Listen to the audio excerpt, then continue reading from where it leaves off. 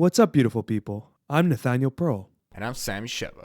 And welcome to Curious Chimps Podcast, a show where we explore the infinite complexities of the human experience. We do not endorse anything illegal, so please, consult doctors, do your research, and for the love of all that is holy, be safe. All right, let's talk about drugs. Curious Chimps.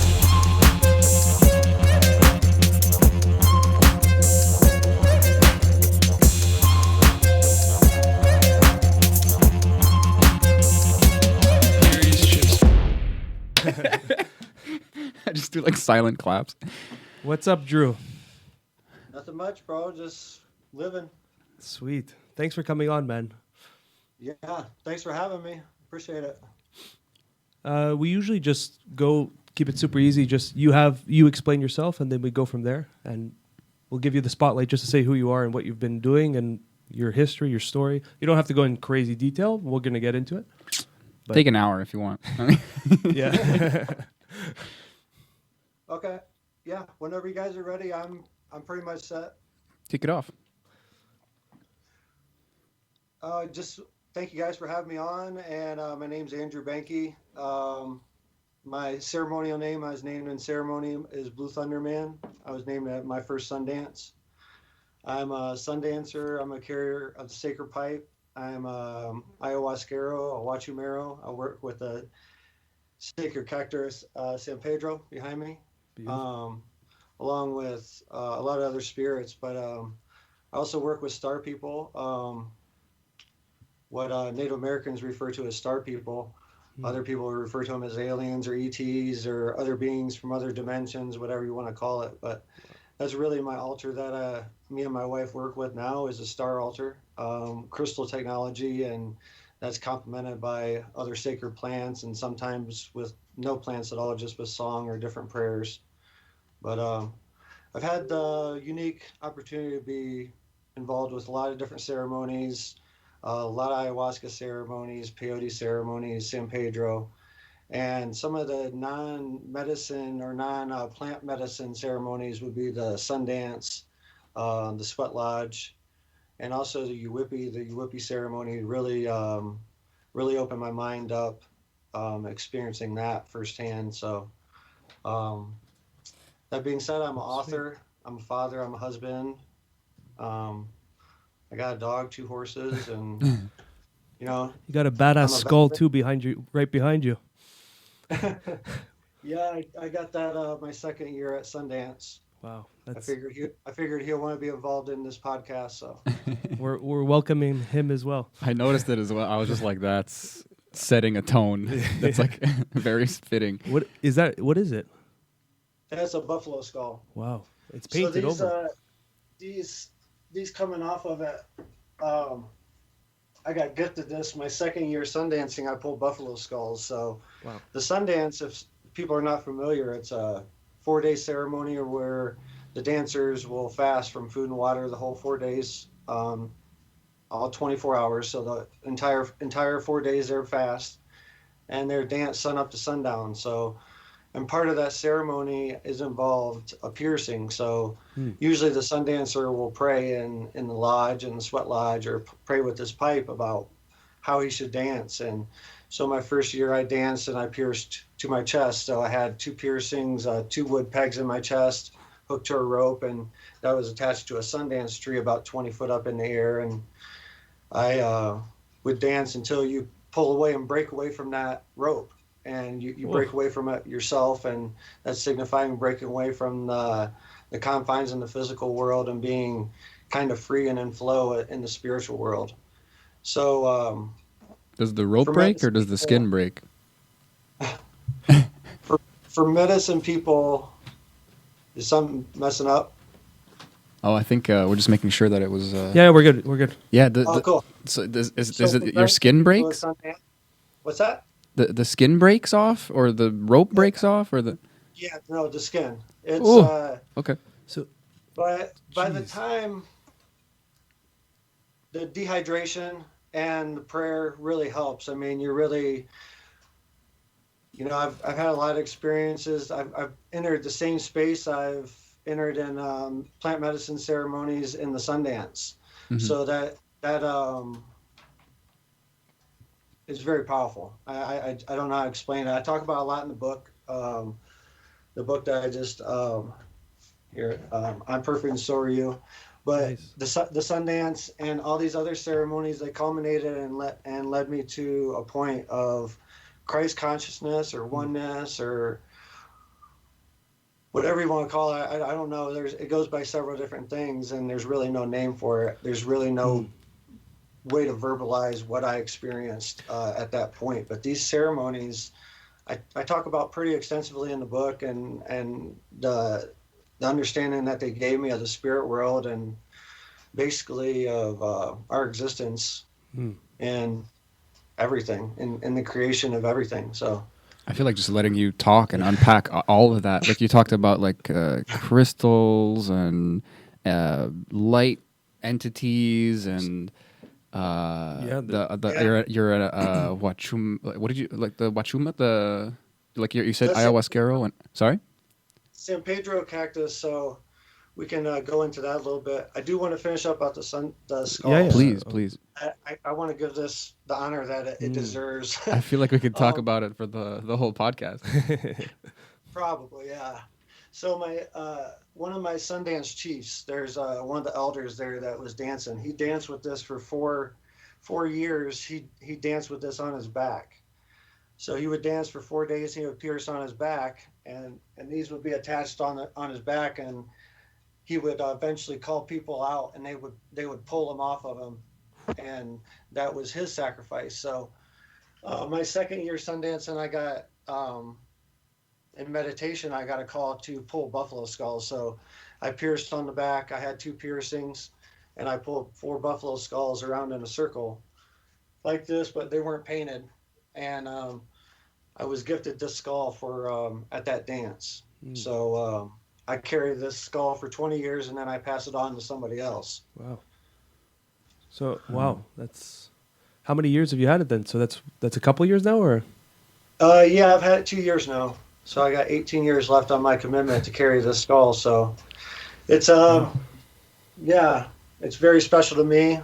So it's a very powerful moment in my life. So I'm still so curious about the sun dancing. So the ceremony is a 4-day ceremony, right? Yeah, it's one of the oldest Native American ceremonies. It's Okay. it's a way. There's several different meanings behind it. It's a way for the masculine energy, males, to give their blood offering to Mother Earth. The feminine energy and the females, they do it once a month, so that they're inherently more connected intuitively in that fact, because they unknowingly they're giving a blood offering every month, and there's a miracle happening within them. Okay. Some of the teachings say the Sundance is to mimic that and to help create balance in the masculine side of the hemisphere, to bring that humbleness to the masculine, to where he will. It's a small piece of flesh and a couple drops of blood, and 4 days of pain. So, but the Sundance will teach you so many things. There's a point where you can pray for compassion from the spirit world, and eventually, it'll happen. And you can transcend out of your body, but still have the experience that the body is going through. And it's, I don't know, I could go on about it for days. The Sundance is a whole episode in its own. But I love how you described it, though. I'm sorry to interrupt, but like I was just thinking about it. Like I didn't want to say it. I didn't want to interrupt before. Like all these like Western words are popping into my head. Like you're in a trance or something, and I realized I was kind of undermining the actual pain that you're going through, and the purpose of that kind of suffering. Now I understand it like vis-a-vis the feminine energy, but. I love that you pointed it out, that you transcend that experience while still having it. That's important. Like you're not booting it out. But I love that you brought that up, because it's not like something makes it easier because you take the time, and you, like you said, there's like prayer and this kind of, and the like all these things within the ceremony, and the pain itself I'm sure helps you transcend, like you said. But then you're face to face with it in a different way, in a maybe an objective way, in a clearer way. You're still very much feeling the hooks inside your skin or whatnot. Yeah, there's definitely a alchemy technology that's involved in the sun dance. And I was given this, actually pulling the skulls my second year. I was given this. I was pulling the skulls, and I transcended into this place where I was still pulling, my body was still pulling the skulls, but I was not feeling pain at all, and I was outside my body, basically watching my body do this. And I was surrounded by a bunch of my guides, and they were old native guides, big headdresses, and I asked them, I said, what is the technology of the sun dance? What is it? What is the basis behind it? And they showed me the drum, and the sun dance, another part, a big part of the sun dance is a big drum. And there's, 10, 15, sometimes 20 people. And sometimes bigger sun dances, they have multiple drums, and they're all beating to the same beat, and they're all beating to the same song. Okay. So, and they're ancient prayer songs, depending on whatever tribe that you're dancing with. So the spirits told me the main alchemy technology of the sun dance is the heartbeat. There's scientific proof. If I just tap on the computer, tap on the side of a table, and we don't have to be in the same room. We could be in this meeting, and within 5 minutes, 3 to 5 minutes, our heartbeats will go in the same sync of that beat. Mm. So if you can imagine 100 people and 30, 40 people out there doing a sacrifice that they're praying with their full intention of prayer for 4 days, and their heartbeats all beating at the same beat, that's alchemy technology. So it's the sun dance is a technology, and I got really introduced to that technology in the sun dance itself, and from a perspective of definitely outside my body in a higher realm. When you're doing this dance, so it's 4 days you're dancing the whole 4 days, or there's obviously rest periods? Yeah, you rest that, so you dance sun up to sundown, so that's why it's called a sun dance. Okay. You dance literally, you get up before the sunrise, you get into a sweat lodge, you do 1 round, 7 rounds. I don't know if you're familiar with sweat lodges. Sweat lodges are usually 4 rounds, seven glowing hot rocks come into a small tent. Okay. Usually 4 rounds of that, so 28 stones altogether. But usually you do what they call a rinse off. You do like a 7 rock, 1 round sweat, just to kind of wake you up, and then the sun dancers will go out there and dance. And at some point, at the dancers, it's all free will. That's one of the cosmic laws is free will. So all these ceremonies abide by all those cosmic laws.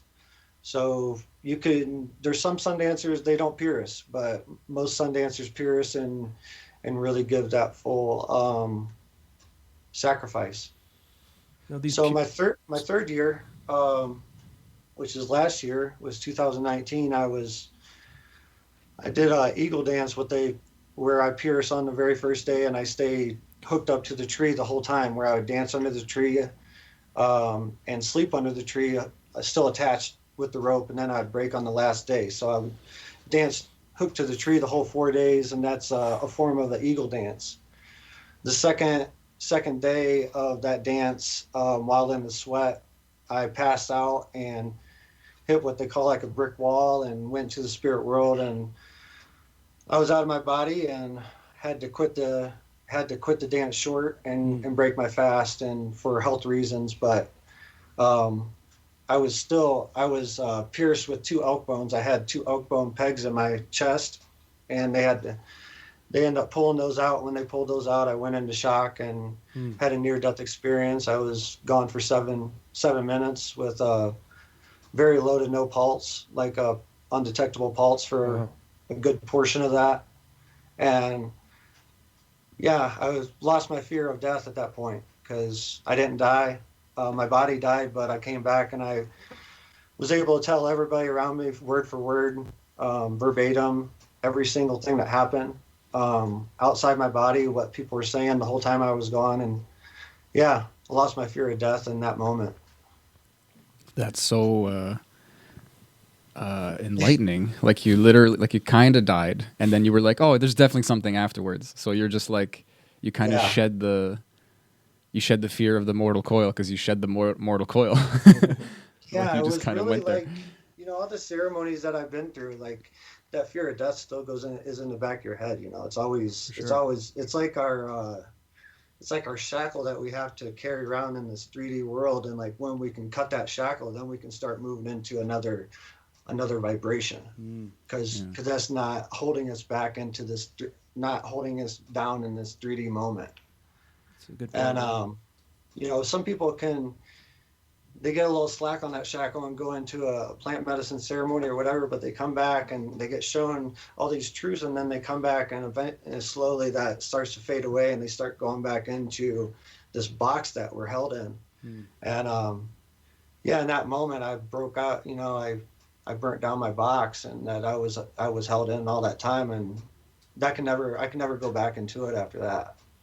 Because the biggest thing I speak about in the book, when the near death, the biggest thing that messed with me was I was confused at first of why I couldn't move.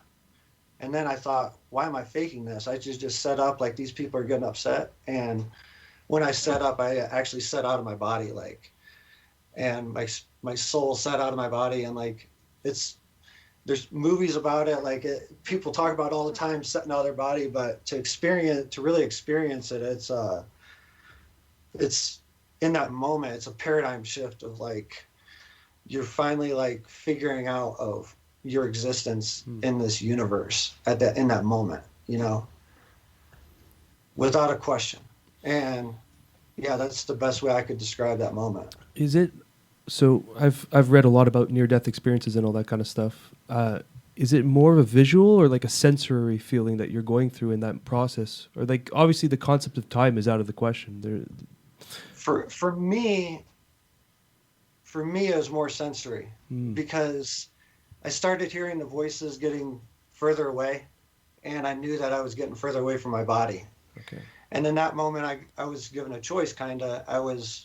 I could have left in that moment and went ahead and started another reincarnation somewhere or whatever, or started the next phase of this particle of source's experience. But I started thinking about things I wanted to do, and I wanted to see my kids grow up. I wanted to spend more time with my wife. There's more things I wanted to do. So in that love and those memories, those are the only visuals I had in a near-death experience of my first child being born, being married to my wife. Those are memories that pull me back into my body. And yeah, that's pretty raw of what happened. Yeah, that's a big pullback, Yeah, so moving forward, with this understanding, opens more doors and more information comes, and eventually this message came that I was given, that I was supposed to share, of our real existence. There's two things that I'm sorry if I'm kind of shaky about all this, but so there's two things that we've been taught not to say our whole lives, and it's actually it's anti-alchemy. It's it's meant to put us in a box. Nothing's ever perfect. Okay, we can all agree on that as a collective, and nothing's perfect ever. It just is what it is. The actuality of it is it's all perfect all the time, and our perception of the moment is the only thing that dictates it. If you look at Buddhist monk and they walk around smiling all the time, how can they be smiling? Like, the world is in such chaos. From their perspective, everything is moving forward in the flow of the universe, and source has put it forth and how it's supposed to occur. In Buddha, or whatever label you want to put on the one consciousness that's actually out there. And there's only one consciousness that's actually in existence. We're all sharing it. We're all going through an experience of separateness to expand that one consciousness. And that's really what we're here doing, and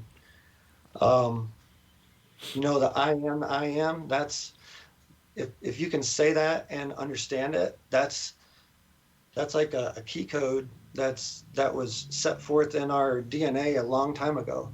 And we're taught never, it's blasphemy to refer to yourself as God. But the truth is, I'm speaking, source is speaking right now through me. And when you speak, source is speaking through you. And when you burp, source is burping through Burping you. through. And every single thing that we manifest Mhm. with whatever power, energy that we have, it's all source. You know, It's all conscious. I know these concepts you're talking about. I really felt during a 5-MeO experience, and it gets confirmed by everyone who I've seen go into that experience. Comes back with this general feeling, no matter how far they go into the experience, depending on where they're at in the practice, they're all coming back with this sense of just deep connectivity amongst each other and amongst everything. Like someone did it with me, and they're like, this rock, a rock we're connected to, everything's connected, it's all part of the same source. And then that's like such a common term thrown out after using 5-MeO, as everyone refers to source this and the connection of this. And it's like, that's what we feel when we take these kind of experiences.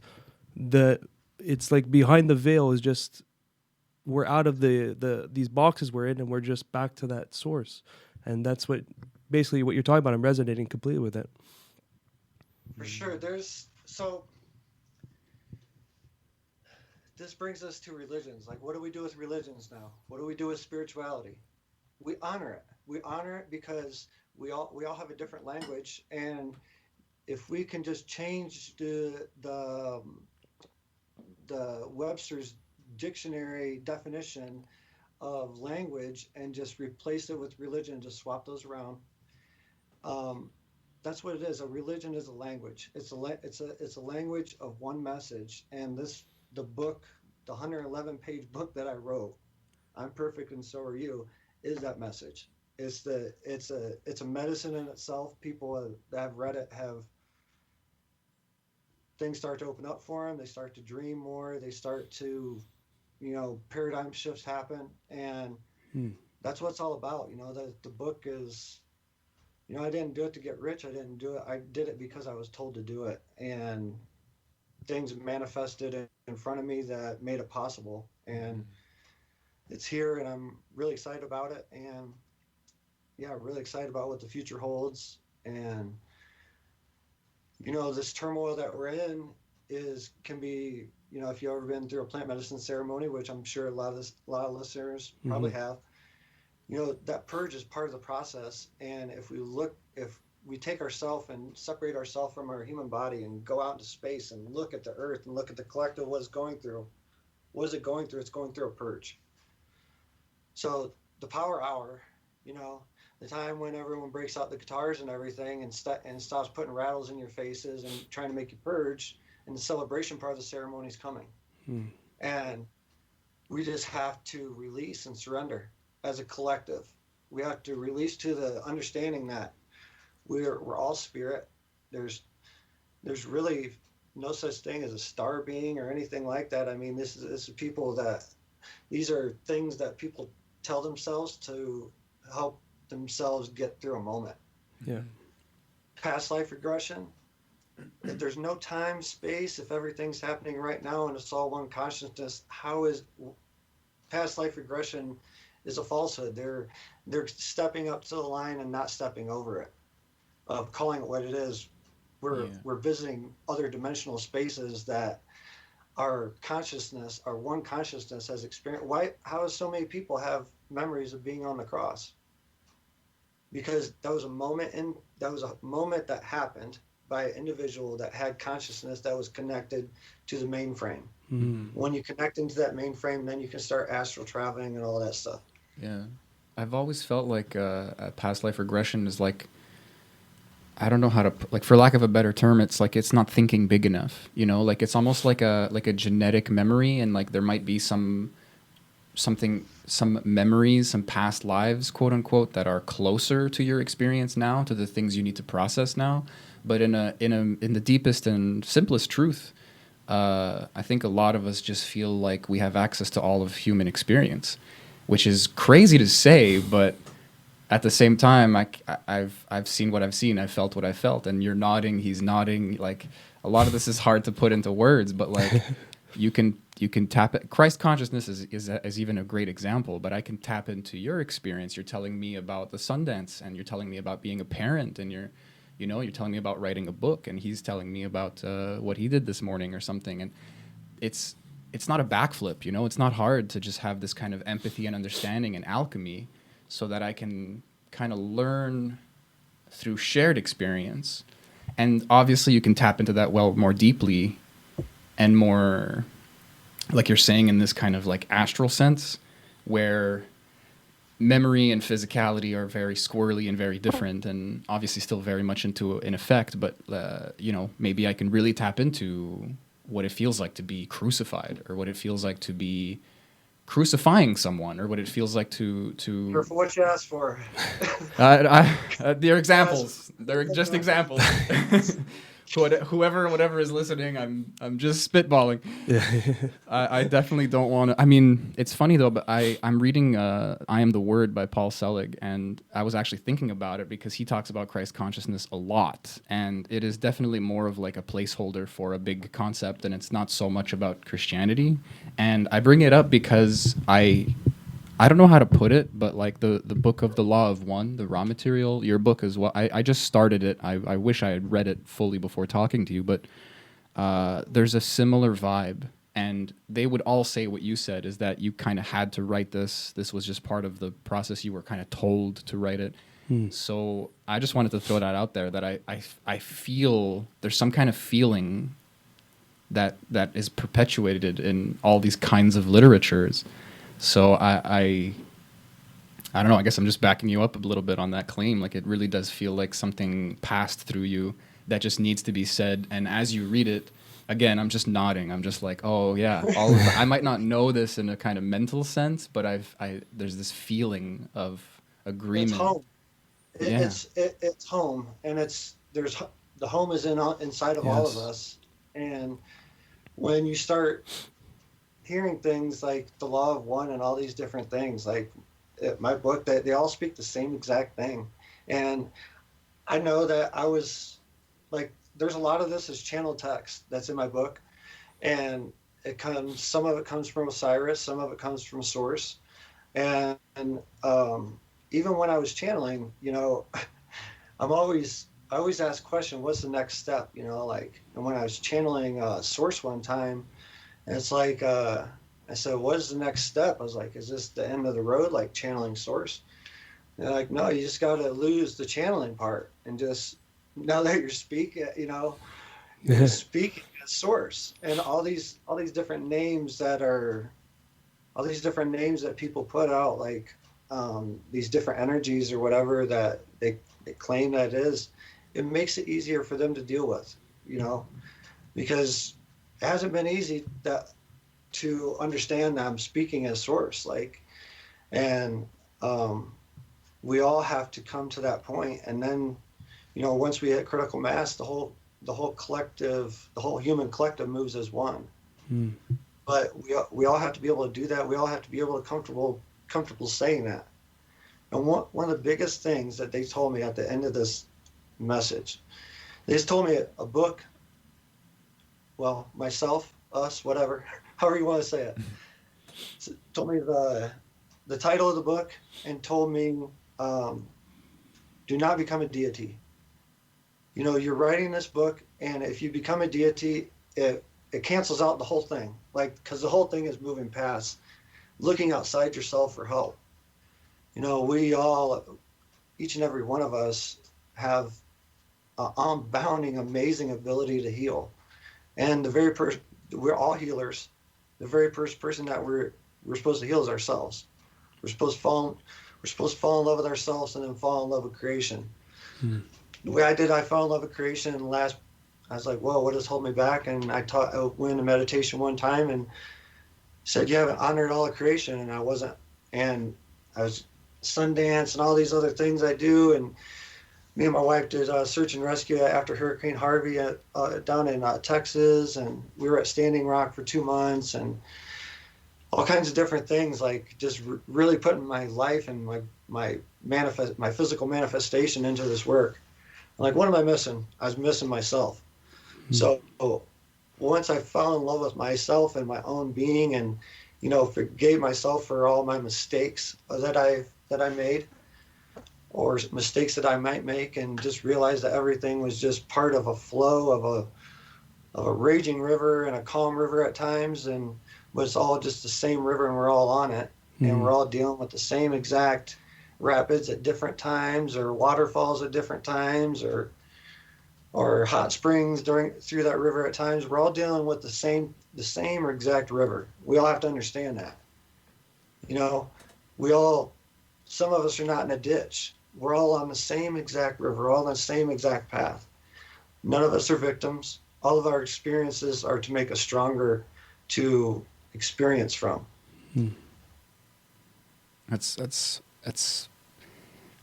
I think that's the truest and like hardest thing to swallow for a lot of people, because it really only rings true if you allow a kind of comfort with death, because a lot of people have a hard, crazy path that ends a lot earlier, and a lot of us were raised to just kind of covet time, and like that's like a kind of freedom, is this like how many hours, how many minutes or seconds do you have left on this plane?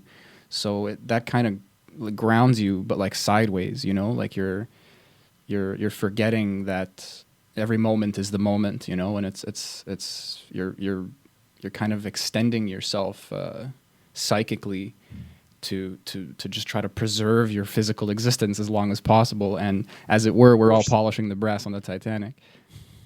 How would people react if they knew that every minute, every hour, they didn't have to count anymore, because it was just going to continue on until forever? How would their life operate more? How would they view time? We can still use and honor the physical. My point behind this all is we can still honor the physical existence, but we can honor it from a different viewpoint, and then we can start using it for our advantage. And we don't get tapped into this until you've cleared yourselves to know, for the other side, for the spirit side to know that when you step into this manifestation power and psychic abilities and telepathy and all these other things that come online with all these different people, what are they going to do with it? So that you have to be, they already know, like the spirits already know. Like, this is one thing I learned in the Whitby Ceremony. The Whitby Ceremony is a ceremony is held at night, and it's 26 songs. There's no medicine, but it basically opens up a portal, and it allows spirits to physically manifest. And I've seen some crazy things in these ceremonies, but one of the points in the ceremony, I was thinking something, and something in the room reacted to one of my thoughts.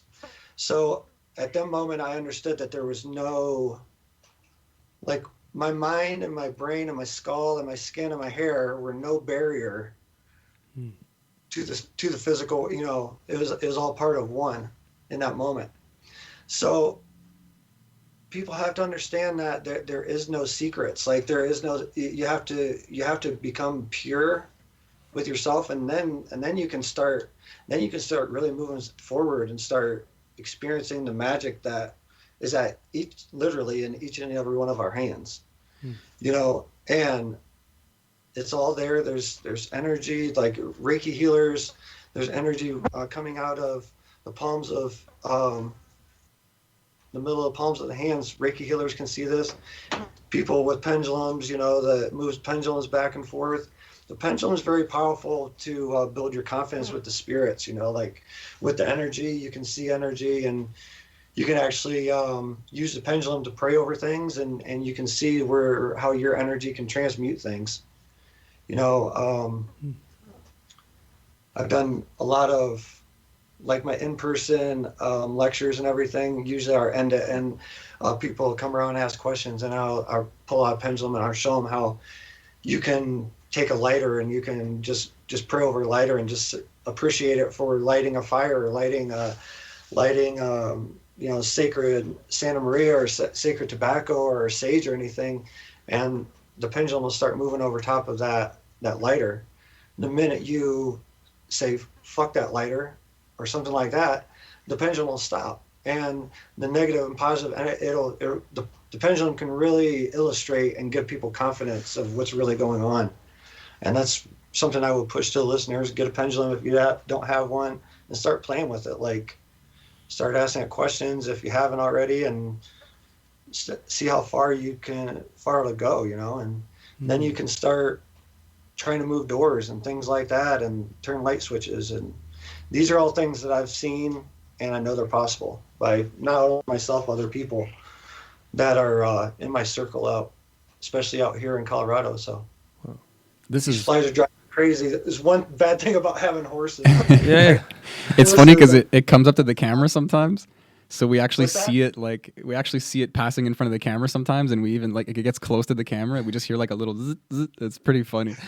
Yeah, it must be driving you a little nuts. I feel like, was it Biden or Trump? I don't follow politics very much. I know one of them had a fly on their head. Yeah. Oh yeah, who was I think it was Trump. Yeah. No, I think it was like Mike Pence or something. It was like a different. Oh yeah, it was Pence. Another guy. It was Pence. Yeah. I don't really follow either. I think I'm getting that feeling every time, like Yeah. this fly comes. Yeah. Pence in that land.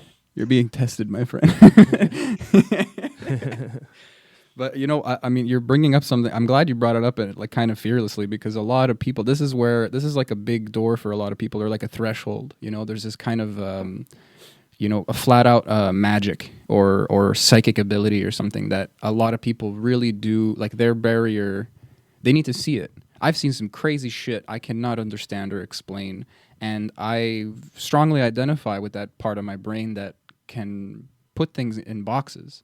I have a lovely web of intricate labels, and I love categorizing things. It helps me remember. It helps me feel smart in a room when I'm talking to people, and I can understand and blah blah blah. Understand, air quotes.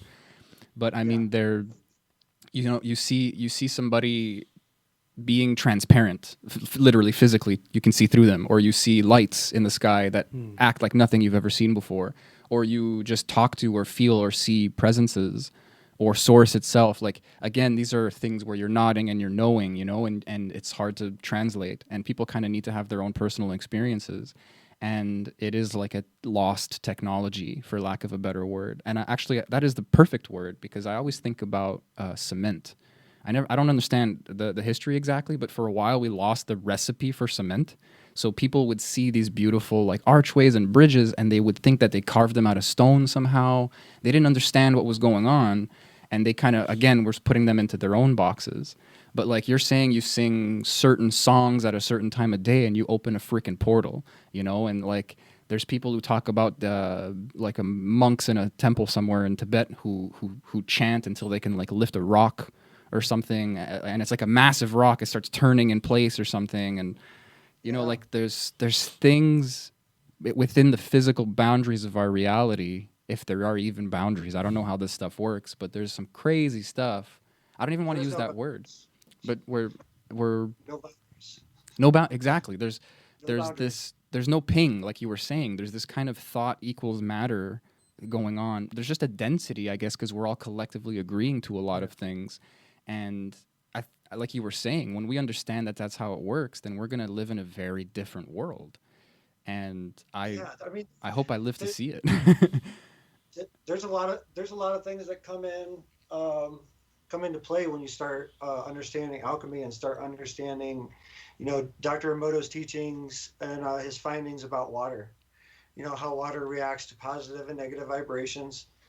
What is our body made of? 80% water. So that glass that's almost full, sitting in a room that Dr. Emoto put and played Beethoven for 30 days, and he played a hate speech of Hitler or whatever it was in another room with another glass of water, and that glass of water was all the molecules, and it was stagnant and nasty water. The water that was in the room with Beethoven or classical music or whatever it was is crystal clear. So how's our body react to that then? How's our body react to positive, negative vibrations, positive, negative music, all of it? How does one control the collective through maybe a pledge of allegiance that over and over while we're growing up, I pledge allegiance to the flag of the United States of America, blah, blah, blah. All of us growing up in the 80s, 90s, and probably even today, I don't know if they still say it in school, but we can recite it word for word. Mm. What that do to us? What that do to our container? What that do to our minds? What that do to our consciousness? It led me to Iraq. Like it led me into I was a law enforcement officer for 3 years. 2001 to 2004, I was a sheriff's deputy, and then I went active duty and went to Iraq. That Pledge of Allegiance was part of it. The GI Joe's cartoons when I was growing up, the red, white, and blue, all that rah rah rah, all that stuff, that all was brainwashing. Like we all have to come to this realization and just call it for what it is. Mm-hmm. I made I've seen some things about what's about to happen. Trump will. I truly believe I would really be surprised if Trump is not the last president of the current governmental structure as we know it. Oh. I believe that we're about to see a whole different governmental structure, and it's going to come from a paradigm shift for the collective, which is going to be in the form of a massive contact event from ET. Because this segues into. I've been hearing that a lot too. From So the first part is the truth. The first part I talked about is the truth. Now we can get into fun stuff about the story. I love it. Like if you go too far, this thing can go it never ends. It opens up into dimension after dimension, and so many different storylines that it twisted my mind when I started going through it. So I just picked out a few things that I liked about it, and we need some mushrooms. now I talk about them. But so I talk about this in the book. I had a face-to-face encounter with ET by Chaco Canyon in 2018. I was awake, sober, and just walked outside for some tobacco in the middle of the night because I couldn't sleep. Woke up, was ringing in my ears, blah, blah, blah, all this stuff. So I walked outside, had some tobacco, and ended up bumping into myself. Come to find out later on, it was myself, another particle myself that was coming back and checking on me. But that it's pretty weird. Like the being that I met had exists in another dimension, and it's part of the recipe that makes up Drew now. So we all have a recipe of different consciousnesses that we basically choose as our higher self before we incarnate, that we will make up Nathan's existence, Drew's existence, and everybody's existence. So we all get to choose whatever, all these different experiences and consciousness, and sometimes it's just an experience of point on, like I've had experience of being on and crucified. Of having a few moments being crucified and I'm jumping around a little bit, but when I had the experience of Christ on the cross, the reason I had that was to understand. For one, I had an experience of being on the cross, and then I had another experience of being one of the people on the ground, one of the Romans that was crucifying Jesus. And then I come to the realization of why they put the nails in the hands and the feet. They were trying to contain the spiritual energy inside the container of Jesus Christ. And that's the reason, and that's the crown on top of the head. They were scared of his abilities, and those are the reason behind that. So I've had memories of being on the cross, and there's been thousands other people, and it'll keep going on. People will have memories of being on the cross again. So that's what taught me about lifetimes.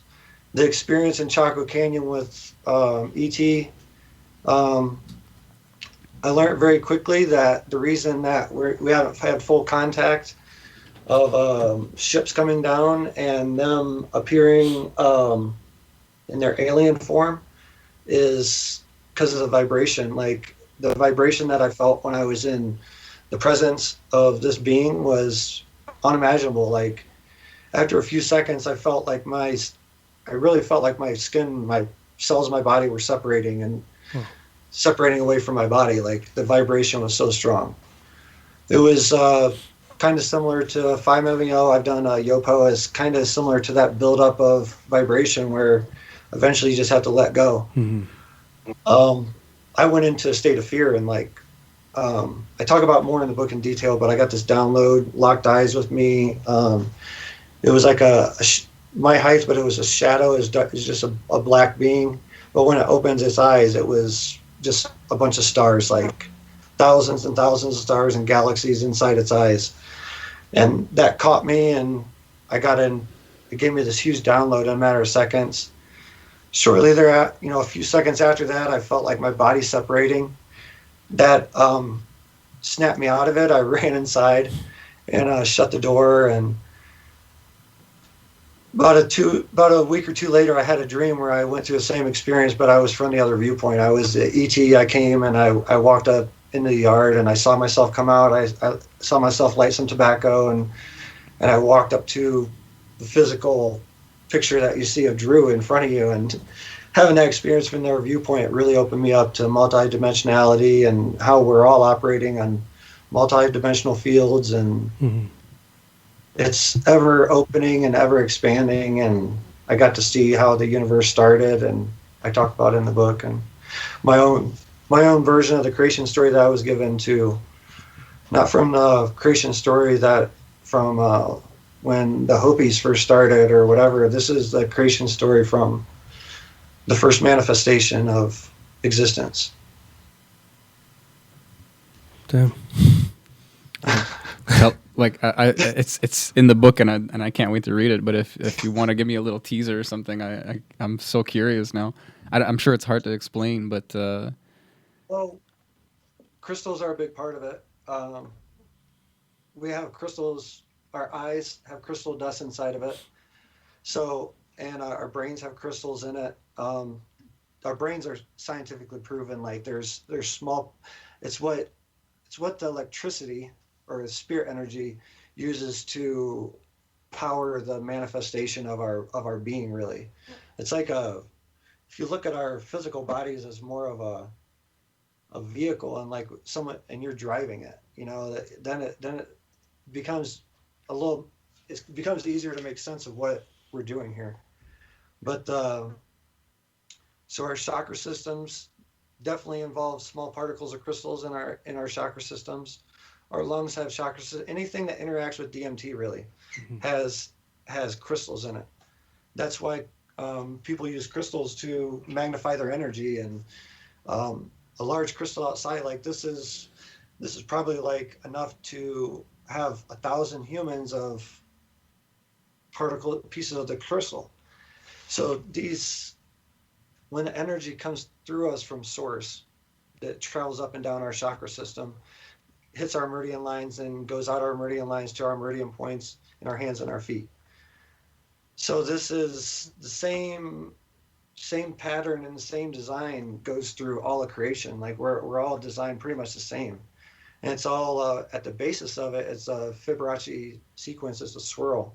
And this is what gets shown from a pendulum. It shows the manifestation energy that's coming from source. It comes in a form of a swirl of energy, and everything you see manifest has its own idea of how it's going to use that swirl to manifest each thing. If you take it to a larger scale and go out into space and see the rotation of the Earth, it's directly linked to the Fibonacci sequence of creation. If we were out in space and we would start turning around in a circle, because the only thing that's stopping us from turning around in a circle now is gravity, and it's holding friction down on the ground. Out in space, the Earth is spinning, so it's constantly being manifested. The Earth is constantly growing along with all the planets, and all creation is constantly expanding. So the creation story as I saw it was the first thing to manifest in the physical form was the sun, which is the physical manifestation of the sun. The energy that comes from the sun helps us manifest everything here on Earth. It helps the plants grow. It helps the animals that eat the plants grow. helps. It gives us essential vitamins and minerals from the sun. There's certain people like breatharians. You can do some research on them on your own, but breatharians have reached a certain point of consciousness that they can meditate and receive the energy without any middlemen in between them, which is in the form of food and whatever else. These are all middlemen of energy that's coming from the sun. If you can tap into that direct line of energy, and you can cut out all the washed down version of it when you're eating an apple or a pear or anything. This is the natural progression of humanity. Like, this is why we're stopping to eat meat. This is why we're more and more smoothie kings, and more people are slowly starting to release that that shackle that you have to eat, every couple hours or once a day or whatever, and use the restroom. Just think about how much your time is took up with this habit of eating that, come to find out, we really don't even need. We just kind of got lazy, and we're in the habit of doing it. It's funny because right now in the fitness industry, fasting is such a powerful tool that people are using. It's more recent that like people are training now with, recently thought it was just you got to eat an hour before training or whatever, 2 hours after. Now people are having incredible benefits from prolonged fasting, 24, 48 hours fasting when they train. So it's interesting that you're saying that because it's paralleling in the health industry right now. And it's cool too because your body adapts. It seems impossible at first. It might even be dangerous if you have like diabetes or something. I don't know. And so talking about someone who progresses that until they don't need certain foods or maybe just water at some point, like there's this kind of physical and again belief and energetic and mental acclimation. And we've really tricked ourselves into needing more, but that need is real. So there's this barrier of belief, and there's also like kind of a healthy way to transition, and For sure.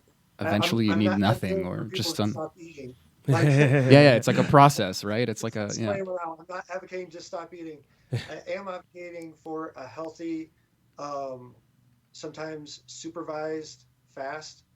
And if you can incorporate the fast with a deep spiritual practice, again, spiritual practice, all really a spiritual practice is a buildup of alchemy over years and thousands. It's just a buildup of alchemy, really. That's all the prayer is. That's all, I talk about it. I give the example. What if a dandelion was given the same reverence of ayahuasca? Would a dandelion have the same effects of ayahuasca? Like, you got this. I don't know the answer to that question, but it definitely opens up. It definitely opens up a lot of questions. Like, these. It's a woke ass The dandelion. ayahuasca gains its power. Each and every ceremony, each and every time I mention ayahuasca or anybody mentions ayahuasca or gives us reverence, it's the same thing as, we're not confined to this space. So my prayer is hitting the Amazon. It's hitting every single chacruna plant and ayahuasca vine that's on the planet. And it's reaching the spirit of ayahuasca that's all around us. And it's just a buildup of time over that. That's, these ceremonies. At one time, the ayahuasca ceremony wasn't as strong as it is because there was only 2 or 3 people that ever heard about it. Makes sense? Like, Yeah. it's a buildup. Yeah, it's like there's this resonant effect, and we're not really paying attention to it or controlling it consciously. So something like ayahuasca gains this kind of exponential momentum. Like, we're not putting that power to conscious use just yet as a collective. And I think that's like a lot of people don't even really believe or understand it, like when you're thinking of something, like you're saying an ayahuasca, then everything that informs ayahuasca is now informing you, and you're informing it. And in physical space and in time, these things are all kind of mingled now. And I don't understand how to tap into that or how that works or what the benefits or the detriments might be, but it's like, it's kind of like a step below this everything is connected mentality where Sure. everything of the same box or the same idea does lead into itself. And then you can tap into that and play with it and kind of hack it in a weird computer way. And it's very powerful. And I think, like you said, it raises a big question. But I guess what we are getting at is that if enough people believe dandelions were psychedelic or powerful or in some way like needed for health and spiritual growth or something like ayahuasca, I think it would be that easy. I think it would be just this collective, I don't want to say illusion or something, but a collective agreement. And then a lot of that agreement would inform our experience. It's that simple. For sure. I want to jump back to the eating thing. The eating tether that we have to our existence has a lot to do. You hit it right on the point, and I didn't want to interrupt you. I want to let you finish what you're saying, but you hit it right on the point. You talked about how it's our life. It's about what we live. But if there is no life, if there is no death, if there is no death, there is no life. There is just here and now, and we're having an experience. So that once you lose that, then you can start letting go of food more. You can start looking at food more what it is, and like really a tether and a habit that we have to get away from. You know, we have to spend more time out in the sun and like be out in nature. Second, I would like to introduce ayahuasca and the San Pedro and the peyote for who they really are. Ayahuasca is a physical representation of the consciousness of the divine feminine. The San Pedro and peyote is the physical representation of the consciousness and is the doorway and key to the divine masculine. So both of them together they say that both of them together are the two keys to hold information to all of the existence and all the ether that was ever made. So that's where we've been. You know, that's the age that we've been in. We've been in the age of spirituality and religion, and now we're going into the age of oneness, and where the evolution is, the simple definition of the evolutionary shift is, you know, you hear people talk about internal. What does that mean? What are they talking about? Why don't they just lay it all out? It's internal because you have to. It's really the landscape is pretty much going to change the same. It's going to change over time because the evolution is going to start within each and every one of us, because there's 4 laws that we have to abide by. These are the only 4 laws that's in creation. These are the cosmic laws. Free will. We all have free will. We all anything we do will be put out to the universe in return, and it will be magnified when it will be returned. We're now allowed to interrupt the process or the experience of another being. And the last one is all and all is one. So these are the 4 laws of all existence. All those 4 laws, the reason I was able to, this is kind of personal, but this is the reason I was able to remember those laws, because they told me those laws. I was like, okay, give me again, 4 or 5 times, and they're like, look, here's the easy way. They all wind into each other. If you broke one, you broke all 4. So this is an easy way to remember it. So those are the only 4 laws that we have to abide by. Everything else is what we make it. Like, you know, marijuana being illegal, if you're in Georgia, it's illegal. For me, it's perfectly legal sitting here in Colorado.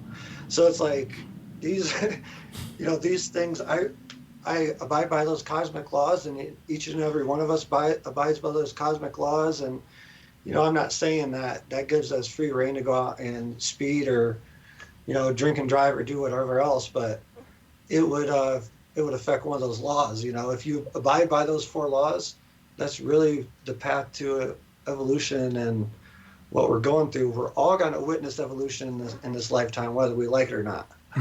It's going to happen. Like the timeline's already set. The collective I've already saw it. The collective has already decided at some point, not right now, but soon, they will hit this mass. And it's kind of like a tidal wave that I saw, and it started, and it's unstoppable to stop now. So the unraveling of the structure of the government and the world, that's what we're seeing. That's the unrest that we're seeing right now. It's them trying to hold on to it. Yeah. It definitely feels like there's a momentum happening, and it's hard to put your finger on where it's starting, what's in this momentum, but it's so many things are coming to like pinnacles, and it's just that's the general feel we're seeing being manifested before our eyes. You know, there's so many things that people are pointing at and arguing about and trying to understand and looking at. Like, it's really, if you take an outsider perspective, if you looked at it from like an alien perspective, there's something happening at a large scale, and it's hard to really see it when you're in it, but For sure. you get peaks in Yeah, it in certain things. There's over 26 native prophecies that talk about these times. They describe them in detail. All of them describe what we're seeing right now. Yeah. You know, the Bible, all spiritual texts, like they all, like I said, they all speak the same truth. That's why I honor every single one of them. You know, that's like,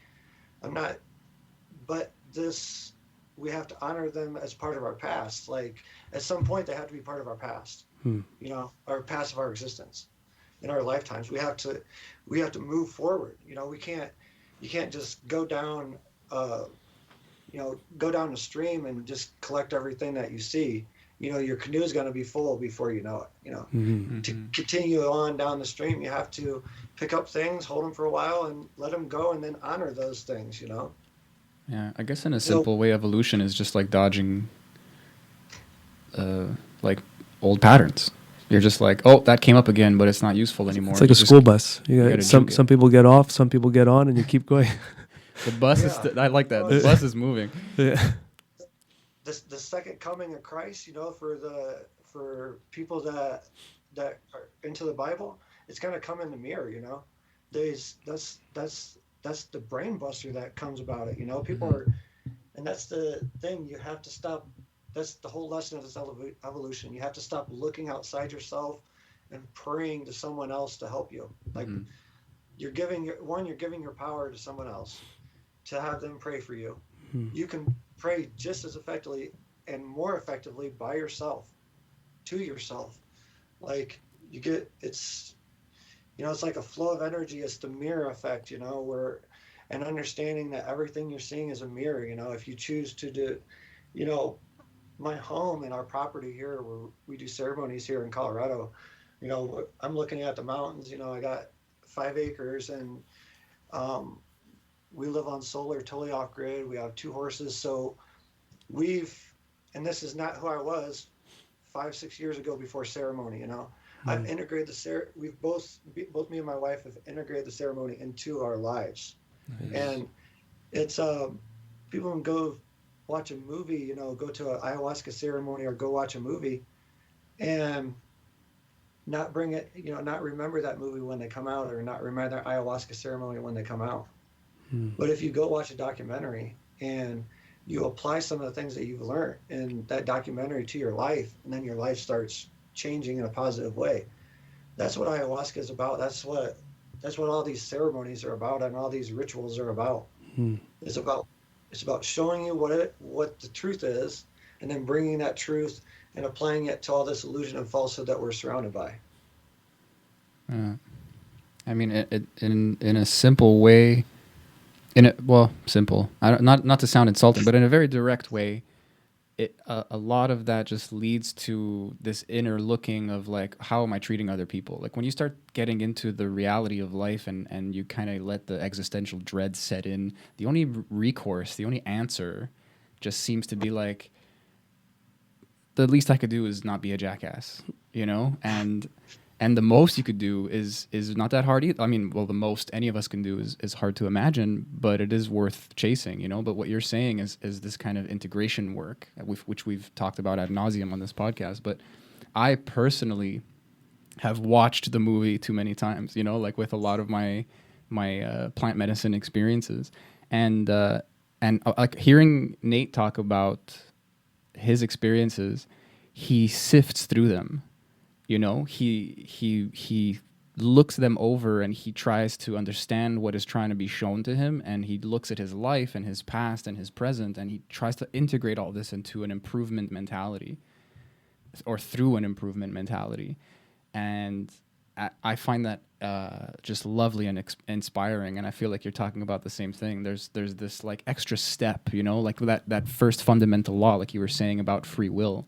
I think that's just consistently applying to the point where we can even kind of mess with the other laws in ourselves and in our own lives. Free will is so predominant, and that is very it's like scary and weird, and it's like causing all the turmoil of our existence and the planet. But at the same time, that's the path. It's our liberation as well. It's our freedom. It's like I have friends who are, I don't want to say fundamental Christians, but they are waiting for a literal Jesus to return.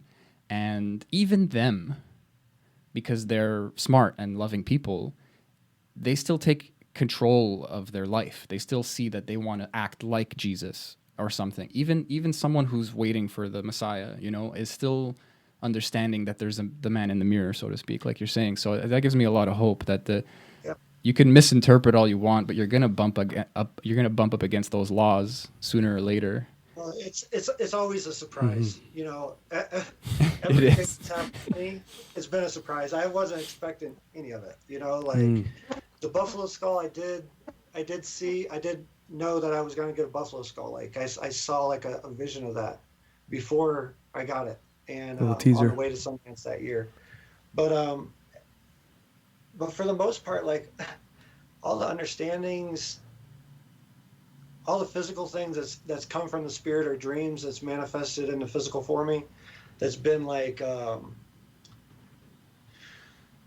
caused me to have a lot of trust for my connection and my intuition, and it's all of design, so, and there is no wrong or right. So as many times as you watch the movie and it was just a moment in time for you, it still did something inside you. It's still, whether you knew it or not, it still worked on you. The medicine is way stronger than our physical minds could ever think of, So that has no bounding on that. The times that we do sift through it, that's sift through a ceremony or something really hits us, or a couple days later we see something in the physical that we saw in ceremony and make that connection between the two. It's all happened in design. It happens at the exact moment it's supposed to. So my experience when I had my oneness, I had a moment where I was in deep meditation. I went to this other space, like I felt myself rising and kind of went to this space where I never felt before. And I saw this ball of energy sitting in front of me, and it started speaking to me like telepathically. And it's like, do you know who I am? And it's like, yeah, you're like Godhead. Like, it was like, no question. Like, it was like, you're Godhead, like your source, like obviously. Didn't know you was going to look like this, but this is what you look like, ball energy. Like, it's like, then it would immediately ask me a question. It said, do you trust me? I said, of course I trust you. Like, do you trust yourself? I was like, thought about that one for a few moments. I was like, saw flashes of me dancing at Sundance. I'm like, yeah, I'm a good person. Like, it's like, if there's full trust between us, you step inside me, we become one. I said, okay, like, I didn't even really think about it. I just stepped inside. And I stepped inside, and there was like, I was in this big like white room, and there was like nobody there except for this like ball of energy, and I wasn't even there. It was just a ball of energy, like, and I was one with it. I was just in this big white room. I'm like, man, there's nobody here. It's like there's like a waiting room that nobody sits in, and they're like, yeah, and it's like this voice come to me. It's like, this is secret. It's like everybody comes here, and it's like everybody leaves and goes back. Everybody waits to come here, think they want to come back, but then they just leave and go back to doing another experience. That's I was like, wow. I was like, that's crazy. So I said, well, how long can I be here? And they're like, you can be here as long as you want. And nobody else can come here as long as you're here, but you can be here as long as you want. I was like, okay. I was like, sweet. It's like, I miss my wife, but she's going to do all right. I look out for her, like from the side. And I still had all my thoughts of Drew, like as source. I was like, I'm going to go fix everything. I'm going to fix this war in Iraq and fix Afghanistan. And ain't no human going to go hungry again in their life. And then I started looking into all these different situations. And I was kind of tapped into all of them at the same time.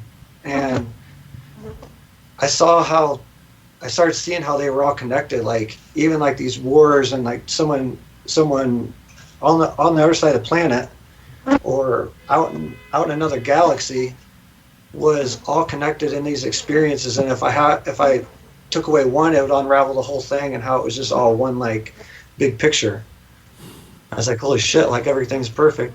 Yeah, that's the second secret. That's why everybody leaves. I was like, okay. That's why everybody leaves.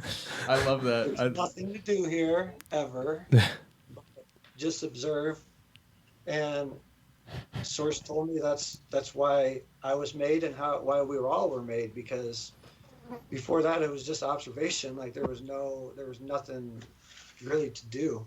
So that's why we're made, and that's why our existence. That's why the creation was started, because it gets very lonely up there. So it's kind of like splitting themselves off into multiple personality syndrome. You know, that's kind of what Source has. He has an extended case of multiple personality syndrome. I love the thought. I love picturing it's almost like a thought experiment that I've played with. I'm sure a lot of us, because of like that Alan Watts speech, you know, about like what would you do if you were God, essentially? Like what would you do if you were omnipotent? And the answer down the line is like you would just brain yourself eventually. Like you would just like in a roundabout way, ignorance is bliss, because you're literally just a being. And there is oneness because there's only one. And like in some fundamental like cosmic DNA instinct kind of way, that's not enough. Or that, because that's everything. That's all that there is, and that's all that's left. There's nothing new to be said. There's nothing new to be learned or to be done. Why not create the field of exploration through a kind of manufactured ignorance? And I just picture like this ball of source of light, this representation of the one all, splitting in two. And then those two things just staring at each other and laughing forever, being like, this feels right, you know, and then just splitting and splitting and splitting. And then you have this consciousness field. That's a great way to put it. I love that image. That's actually part of the creation story. So Really? Good. The three. Just cell divide. You can see it on the side of the book there. By the way, this is my wife did the cover. Nice. So I wanted to she's an artist. I wanted to balance the book between the message of oneness between the masculine and feminine. So the creation story, Source split himself two ways in between the masculine and the feminine, and that's how creation started at that point. But so that's why a lot of people that do C5s and like Stephen Greer, if you follow any of those things, C5s like Contact Initiative of the Fifth Kind, where you go out and meditate and you pray for a ship to come. And the basis behind his logo is three dots. And it's an old Vedic teaching, actually. The first three dots of creation are called Ma Na Ma. So the first and it's a tone. So the first tone of creation is called Ma. The second tone of creation is Na, and the third is Ma. So Ma Na Ma those are the first three tones of creation. So the first symbol that was created in the whole creation of existence is a triangle. In between the first two tones was a line, and then a line connected the third tone, and then from the third tone it connected to the first, and a triangle. So that's why the pyramids are built the way they are. They're a message for us of our existence. This is getting a little deeper into our physical, our energetic makeup, but if you've heard of a Merkaba, Merkaba is a conglomeration of triangles and pyramids in the energetic field that make up our manifestation. So it's like the grid system for energy to make up our nose and our eyes and our ears and everything in the physical and everything else in the physical. There's Merkabas that are intertwined in between Merkabas, and there's a Merkaba of the universe, and all of our Merkabas are intertwined together to make up that one. So Yeah, I don't know. There's a lot of information, man. Like, I don't know what you guys want to talk about. But I kind of had the same thought. I was like, I've heard of a Merkaba, but like I was thinking, I guess I was taught to me as this kind of this is like a representation of, or an extension of your body in a kind of non-physical way, and as you were saying, a kind of source that informed the growth of your physical body. And I was also told that reconnecting with this, or kind of rebuilding it in a conscious way, is important, because then you can kind of place your let's say 3D consciousness in it, for sure, yeah. and then kind of like fly around the astral planes and have some fun there. It's kind of like another body in a sense. In all actuality, all our Merkabas are perfect, crystalline all the time. Like, they really are. Our physical, the only thing that's holding any of us back is our mental, self. That's the only thing. Because all actuality, we are actually in heaven at the moment. Like, what the Bible refers to as heaven, we're in heaven. Like, if you open your eyes, you can see it. You know, there's it's pretty crazy. Like, just to understand it. You know, your perception is the only thing holding you back from anything.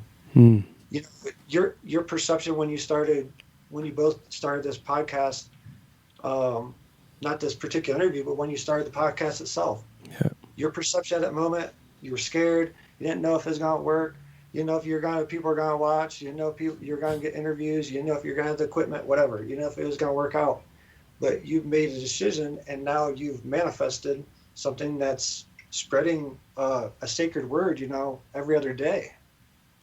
So that we all have this another thing that people need to understand.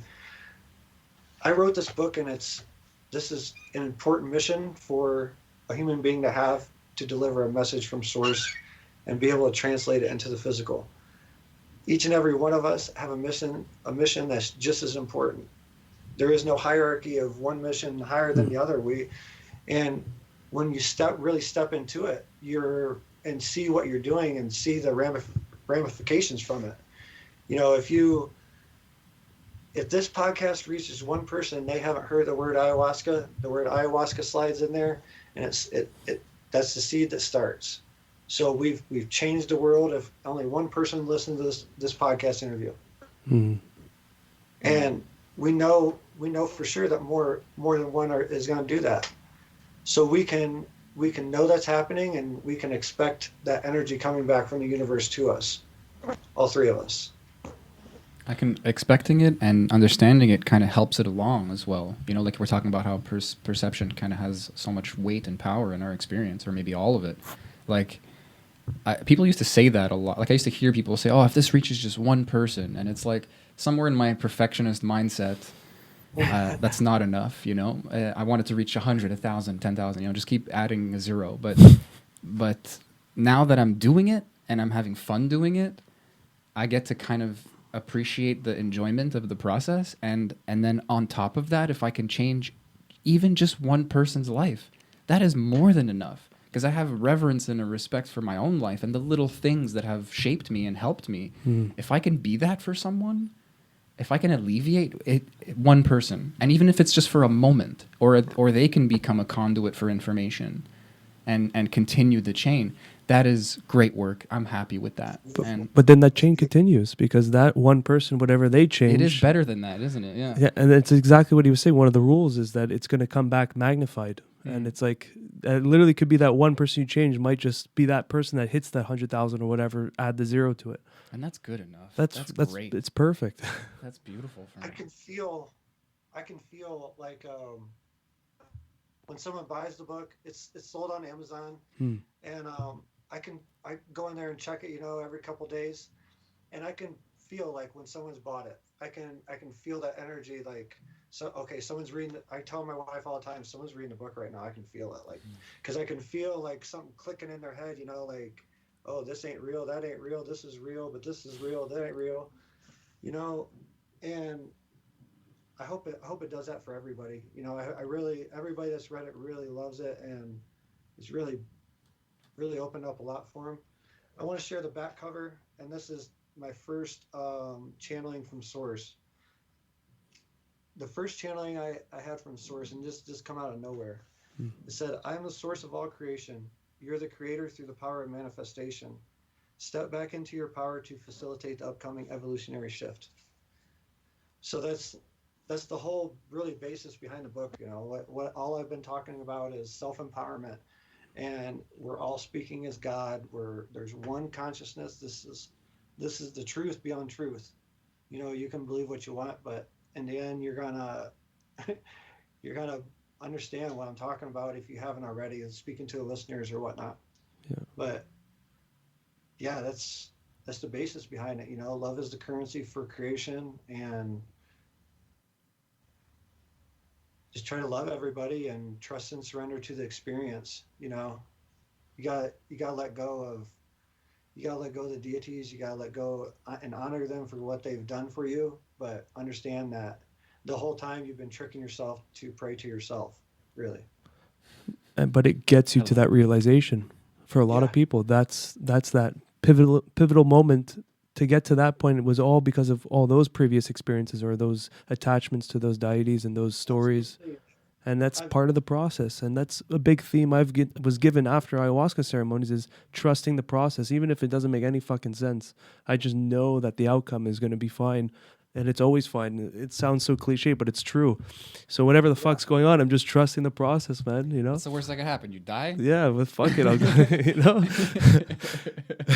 I don't know how many times ayahuasca said that to me. Let's say, what's the worst you're gonna do? You're gonna die. That's it. You know, this is before my near-death experience. Like, yeah, I could probably die. Like, That's yeah, all good. like, just go on through it. I'm really, at this point in my life, I'm really in gratitude for all the moments and the moments to come. And my relationship with ayahuasca now is more of she's a friend and a partner in my work. And she just doesn't have a physical body that I can see all the time. Sometimes she does, you know, sometimes I see ayahuasca and other people or whatnot. But I feel about her the same way as if I were to call my parents on the phone or anybody, you know. And that's the way I feel about San Pedro. And you know, these are all spirits and energies, and to exist is not part of the definition that we have to have a physical form.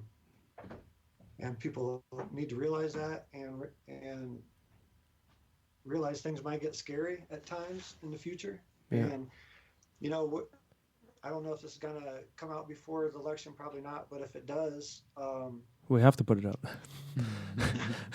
we're not gonna, on November 4th, there's not gonna be a winner. You know, one side's gonna be really mad, and we have to come to that realization. You know, I'm not preaching fear or anything. I'm just preaching reality. That we're split as a nation, as a world right now. We're splitting. Even other countries are split on how on our election, you know. And either way, there's going to be 50% or a number close to that of the population, at least the United States, is going to be upset. And we're already protesting in multiple cities that are taking lives every other day. So what's going to happen on November 4th, and what's going to happen in January? It's a crescendo for real, huh? I personally believe we're gonna have intervention of on a galactic scale. I'd love to explain exactly like how you foresee this to come. You know, a mass contact event that's multiple ships coming out of cloak that are surrounding the Earth, and their vibration alone will bring peace. Will shift us into an age of peace. I freaking hope so, man. They're already here and close. That's why the more tapped in you get, the more vibrations you hear, the more ringing in the ears you hear, because they're already here. Like if you're talking about a being or beings that exist in, or your future selves, 1 billion years from now, 2 billion years from now, coming back and viewing what's going on in this process right now, their vibration is very high. That's part of evolution. Your vibration raises as you evolve. So their vibration is very high. We're already starting to feel that and hear it. Those people that are tapped into these things are already feeling it, hearing it, seeing it. Whatever one of your senses is the most active. And that's another thing. As you step into this new world and new existence of understanding, one of your senses is going to be more in tune to the new realms, or the realms that's always been there. They're going to be tuned up to different ways. So, like, my hearing is probably one of mine. I'm not real good on the clairs, but I know I'm clear conscious. I don't know. I get messages from Claire somewhere. Clear, The- clairsentient, like just the sudden knowing kind of thing. Like, Yeah, I like that one. I don't like to put names on it, because then I start putting it into a box again. Like, That's fair. That's fair. But I'd be curious to know. I don't mean to interrupt, but like, is there a way to kind of sift through the senses and to kind of find which one is like strongest for you? Is this like something that's worth looking into and chasing a little bit, or is it just going to kind of bonk you on the head one day? It's probably already bonked you on the head several times. You just ignored it. You didn't get the You know, message. For the sake of comfort, your ego self, your physical self ignored it. And now, after this podcast, a lot of your listeners will having these bumps on the head, and then they will recognize them. And it's part of the process. Like, you got to see it to believe it. It's actually the opposite. You got to believe it to see it. So you have to know these things are there. Like, a lot of your listeners has never seen a ship up until this point. After they listen to this podcast, they will start seeing. Some of them will start seeing ships. It's bound to happen. Like, it's just part of the process, and it's part of the process that we're in. To sift through it, it's just, lots of times you'll get a chill or something like that, or your hands will tingle or your palms will itch. These are all language that you have to set up for yourself. Like, really, the palms itching. Like, if I didn't know that, like, that was part of folklore from, my parents talked about, like, oh, your palms itch, you're gonna get money. Like, that wouldn't be a part of my language. But I know when there's money coming from somewhere, or I know that when we're about to get something donated for our healing center or something like that, my palm will start itching, and within a day or two, something will come. So these, just like all these other languages are made up, we have to make up our own language, our own religion, to speak to our own spiritual or religious or our own church. We have to make our own church. Yeah. And that's the best way I could put it. I love that. I love comparing it to a language, because that's exactly how it feels. Like, someone learns a word, suddenly they hear it all day on TV and the radio and stuff. It's like, I just learned that word. I've never heard it before. It's like, yes, you have, but because you didn't know what it meant, your brain just kind of flicked it away and maybe went like, oh yeah, in context it probably means that, and then you moved on. And that happened in a millisecond, And For sure. like you were talking about Greer and like calling like ships through meditation or chanting or something. I was looking into this guy and the app and everything, and then a couple of weeks later I had an experience with lights, because two friends of mine who have never heard of this guy were just doing some kind of yogic, like some Sanskrit chanting and stuff, and then there was these lights in the sky, and one of them looked up and went, oh cool, the lights are back. Like, it was so normal for her, and for me it was like a paradigm shift, but there is this kind of, like you said, believing is seeing. It's the other way around. If we rely on what we see to believe, we're always going to be stuck believing the same things we've already seen. The truth is, it doesn't work that way. Someone else's word for it, Exactly. It's like a weird form of victimization. You're just relying on history. The one thing that I hope this book induces for people, or this interview induces for people, or anytime I speak, my intention is not to, hey, listen to me. Like, I want to induce you to have some of the same experiences or different experiences, however it's going to make sense to you, but the perfect way to get to experience the same love I felt when in these moments that I've been in ceremony. You know, because that's this,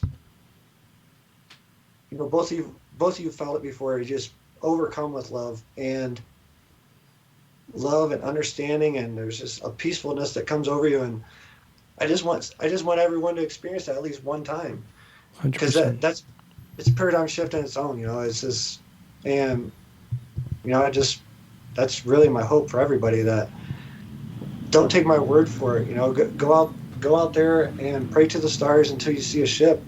You know, pray. You know, look at a door until you can move it, and freak yourself out. You know, I've freaked myself out so many damn times, it's insane. Like, and we're magical beings. Like, and really, all of us that are incarnated now, we've all been healers and really ascended masters in the past, and we've come back to experience this moment firsthand.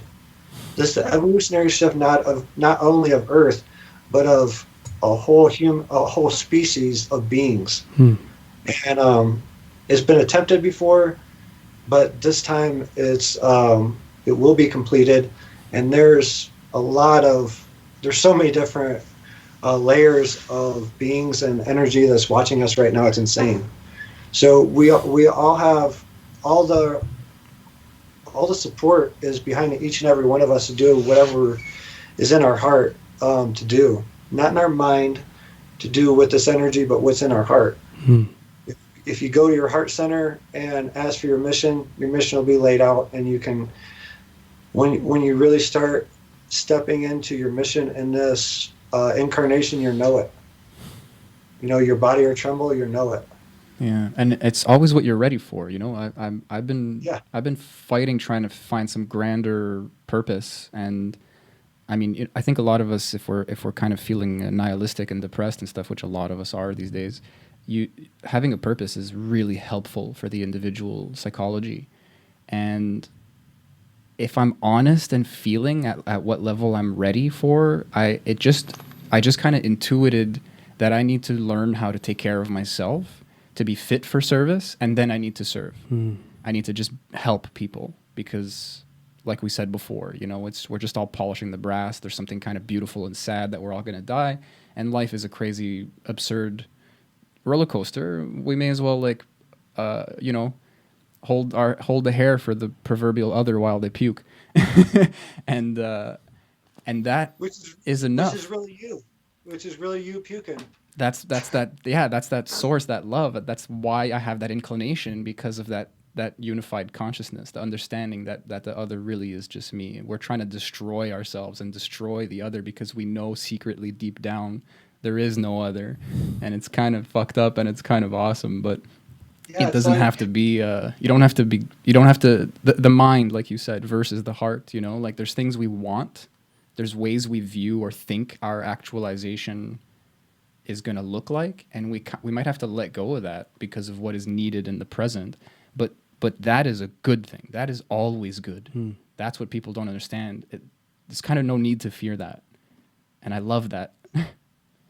The biggest understanding is you have to understand that you're surrounded by yourself.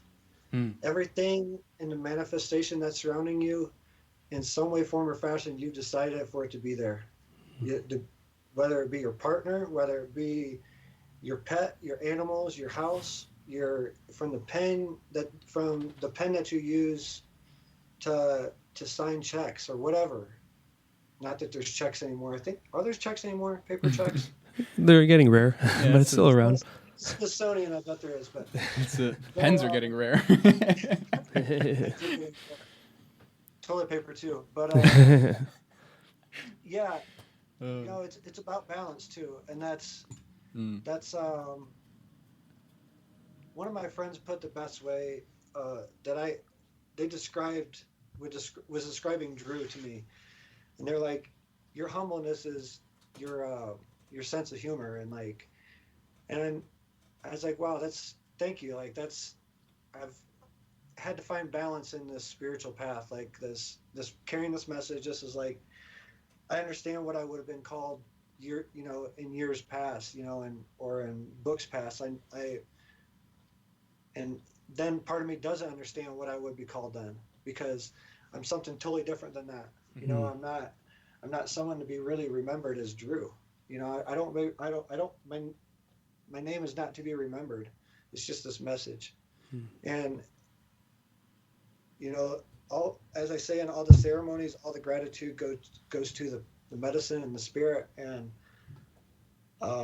earth and whatnot. I don't want any of the gratitude, and I really don't want gratitude for the book. I just want people to read it because, you know, it's like having a part of your body that's, you know, you set on your leg, cross leg for too long and it's asleep, and you're just shaking it to wake it up, you know, and I can't move forward if, you know, half my body's still asleep, you know, so and we share this body, so all of us have to wake up. Every single cell of this body that makes up source has to wake up.